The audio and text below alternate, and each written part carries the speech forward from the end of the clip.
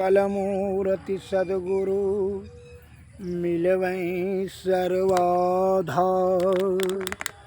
मंगलमय मंगल करनो बिन बहु बारंबार। ज्ञान उधति अरु ज्ञान घन सद्गुरु शंकर रूप। नमो नमो बहुबारहि सकल सपोजन भो।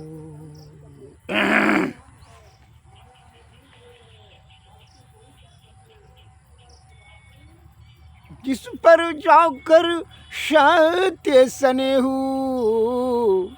ताकर मिलहु न कछु संदेहु।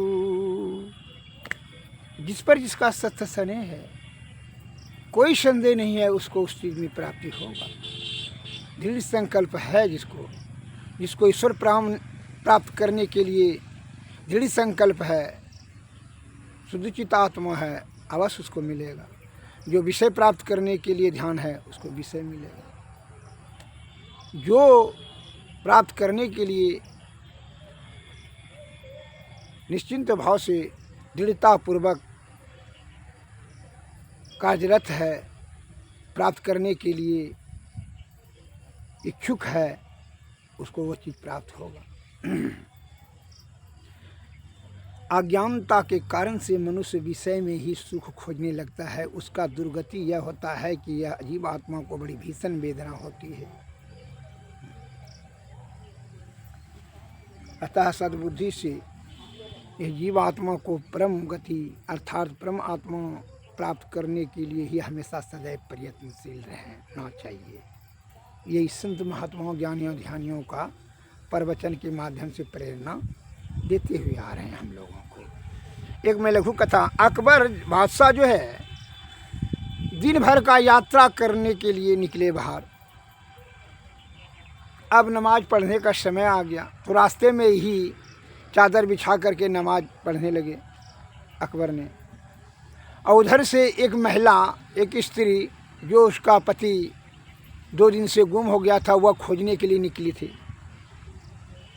और वह खोजने में इतना तन्मयता से खोज रही थी, इतना दृढ़ता से उसका चित्त जो है हमारे पति के ही प्रति पूर्ण श्रद्धा और आस्था से वह खोज रही थी। उनको दूसरा कुछ दिखाई नहीं पड़ रही थी। तो वही रास्ता से जो रास्ता में चादर बिछाकर नमाज पढ़ रहे थे अकबर ने, तो वही चादर पर जो है पैर रख करके निकल गए। वो निकल गई वो महिला, तो वो अकबर ने देख लिया। उस समय तो कुछ नहीं बोला। फिर जो है नमाज पढ़ने के तत्पश्चात बाद में जो है जब उठा तो देखी कि वह स्त्री जो है पति के साथ में आ रही थी।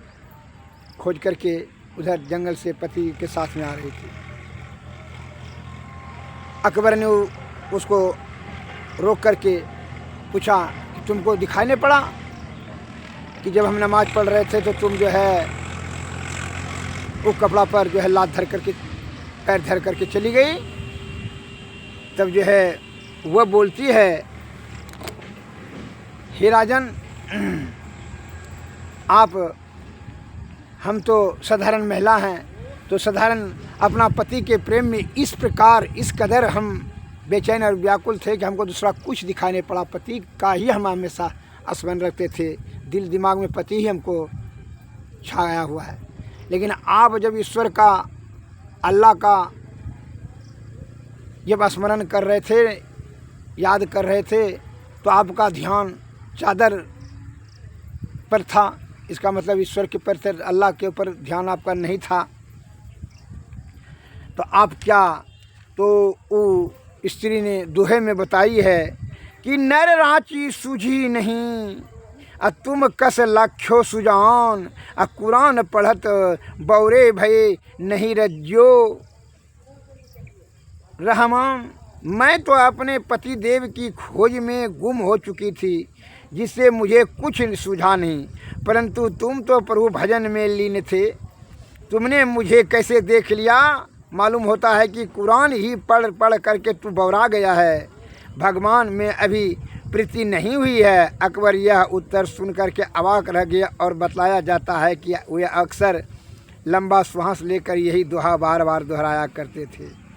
अर्थात इसलिए कहते हैं जिस पर जाकर सत्य सनेहु ताकर मिलहु न कछु संदेहु। वह पति को अपने बड़ी श्रद्धा प्रेम और आस्था पूर्वक ढूंढ रही थी तो उसको मिल गया। और जो भक्त आधा संसारिक में जीव ध्यान रखता है लौकिक वस्तु प्राप्त करने में और फिर अलौकिक चीज़ पर ब्रह्म प्राप्त करने का भी ध्यान रखता है तो इसका ध्यान क्या हुआ, पथरा जाता है, छिड़िया जाता है, जिसके कारण से उसको सिद्धि नहीं मिल सकता है। अर्थात जीवात्मा को पर ब्रह्म की प्राप्ति नहीं कर पाता है। अतः दृढ़ संकल्प करके शुद्धचित आत्मा से एकाग्रता पूर्वक निश्चिंत भाव से मन की चंचलताई को समेट कर करके मन और अहंकार कर को नियंत्रण में करके ही ईश्वर प्राप्ति करने के बारे में प्रयत्न करना चाहिए। तो कैसे मिलेगा, कहाँ खोजना चाहिए। जैसे हुआ उसका पति खो गया था जंगल में, वो जंगल में खोज रही थी, लेकिन ईश्वर को खोजने के लिए हमारे गुरु महाराज बता रहे हैं, स्वामी महर्षि मई प्रेमानंद जी महाराज, कि क्या करना, कि कहाँ खोजना चाहिए। इसलिए गुरु महाराज ने कहा निज तन में खोज सज्जन बाहर न खोजना, निज तन में खोज सज्जन बाहर न खोजना, अपने ही घट में हरि अपने में खोजना, निज तन में खोज सज्जन बाहर न खोजना। अपने ही भीतर में हरि है, अपने हृदय के भीतर में ही हरि है, बाहर न खोजना।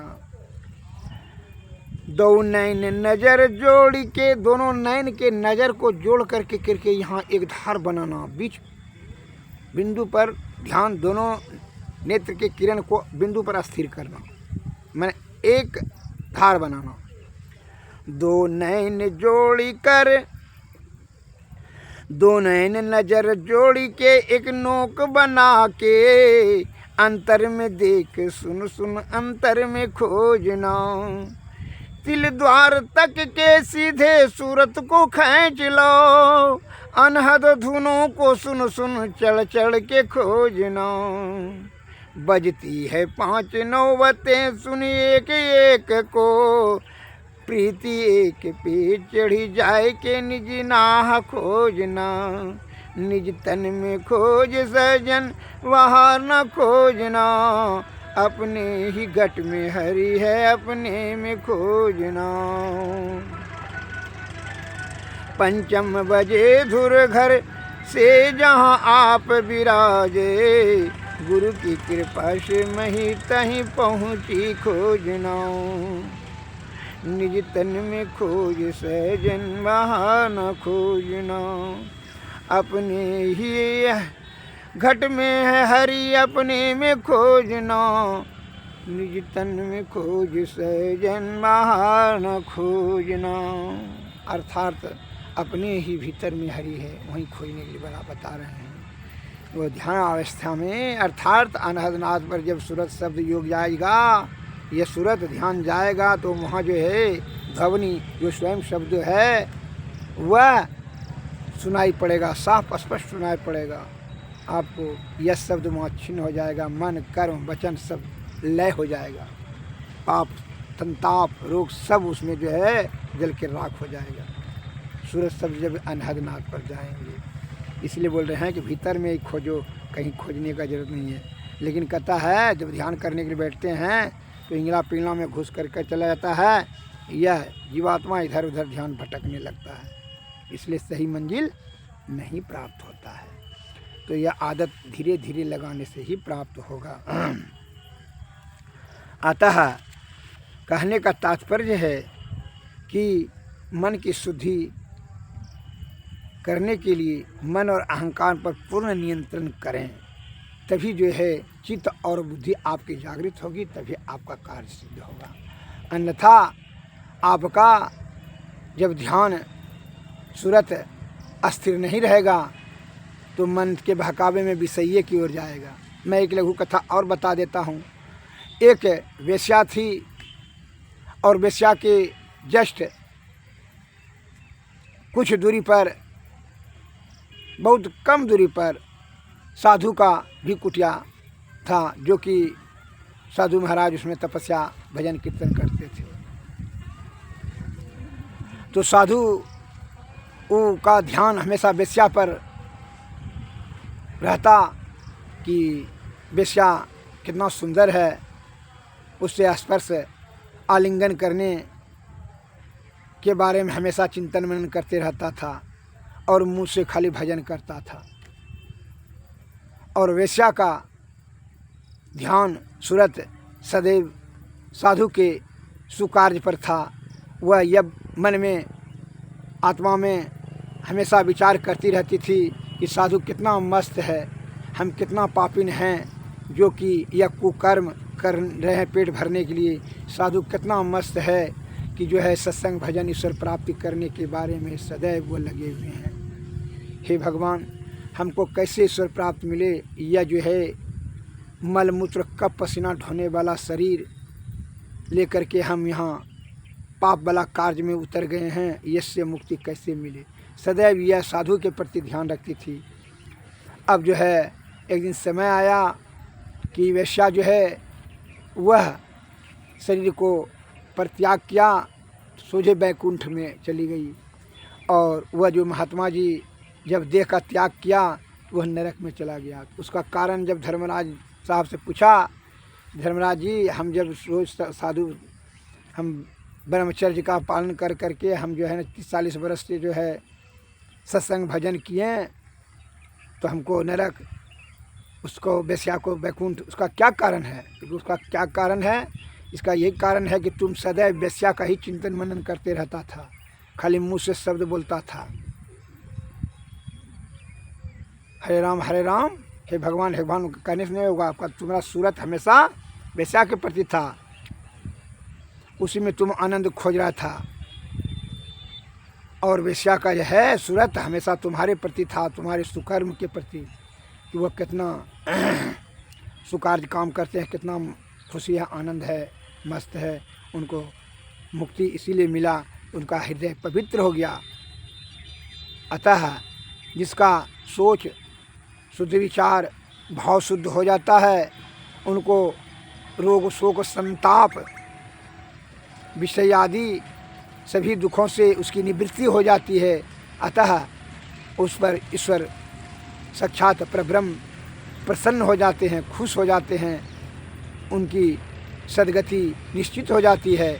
और जिनका हृदय मन और अहंकार अपवित्र आत्मा में कार्य में संलग्न है, विषयासक्त हैं, वह 84 लाख के जोनि में परिभ्रमण में फंस जाता है।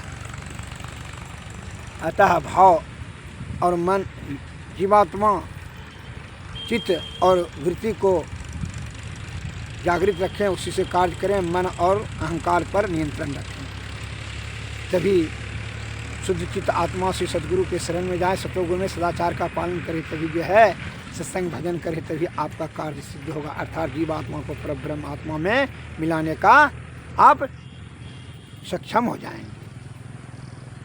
सद्गुरुवे नमः, सद्गुरुवे नमः। जय हिंद, जय भारत।